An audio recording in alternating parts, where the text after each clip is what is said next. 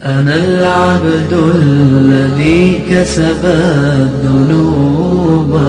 وصدته الأماني أن يتوب. مسلمانوں کی شرکت، اس کی حیثیت شرعی اعتبار سے کیا ہے؟ چونکہ بحیثیت مسلمان ہم پابند ہیں قرآن مجید کے احکام،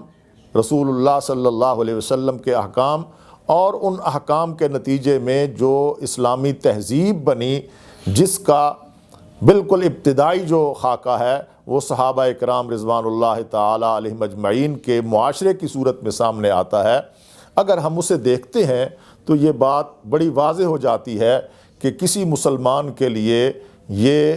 کسی صورت میں بھی جائز نہیں ہے کہ وہ کسی دوسرے مذہب کے مذہبی تہوار میں شریک ہو اور اس کا حصہ بنے۔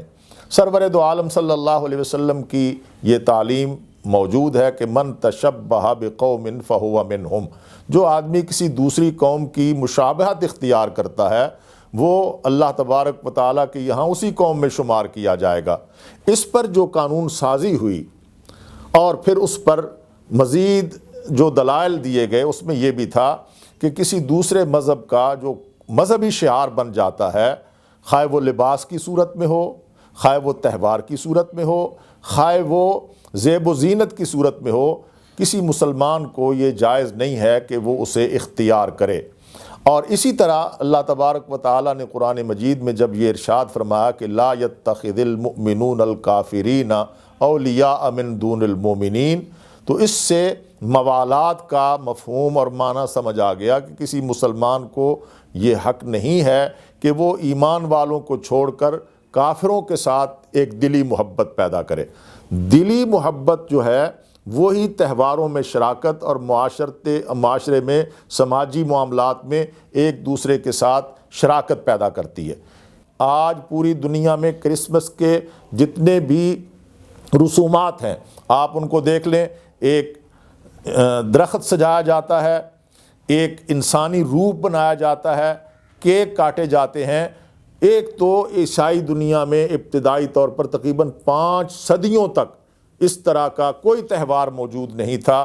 لیکن اگر تہوار موجود بھی ہو اور یہ مان بھی لیا جائے کہ 25 دسمبر ہی مسیح علیہ السلام کی یوم ولادت ہے، تو پھر بھی مسلمانوں کے لیے اور عیسائیوں کے لیے 2 الگ الگ راستے ہیں، اور ان دونوں راستوں پر عیسائی مذہب اپنے راستے پر چل رہا ہے، مسلمان اپنے مذہب اپنے راستے پر چل رہے ہیں۔ یہ دونوں راستے، ان کے درمیان اتنی خلیج ہے اور اتنا فاصلہ ہے کہ یہ کہیں پر بھی جا کر آپس میں مل نہیں پاتے۔ لہٰذا مسلمانوں کو اپنے پیغمبر اور اپنے قرآن اور اپنے صحابہ اکرام کے طرز عمل کو اور ان کی تعلیمات کو پیش نظر رکھتے ہوئے اپنے ایمان کی حفاظت کرنی ہے، اور اس کے ساتھ ساتھ یہ ہے کہ دوسرے مذاہب کے ساتھ جو تعلقات ہیں ان کی نوعیت پر جو کچھ احکام اور جو آج سے صدیوں پہلے فقہی اعتبار سے قوانین بنا دیے گئے، ان کی پابندی کرنے میں ہی مسلمان کی خیر ہے، اور اگر وہ پابندیاں توڑے گا تو اس سے مسلمان نقصان میں ہوگا، دنیا کا بھی خسارہ ہے اور آخرت کا بھی خسارہ ہے۔ اللہ تعالی ہمیں عمل کرنے کی اور سمجھنے کی توفیق نصیب فرمائے۔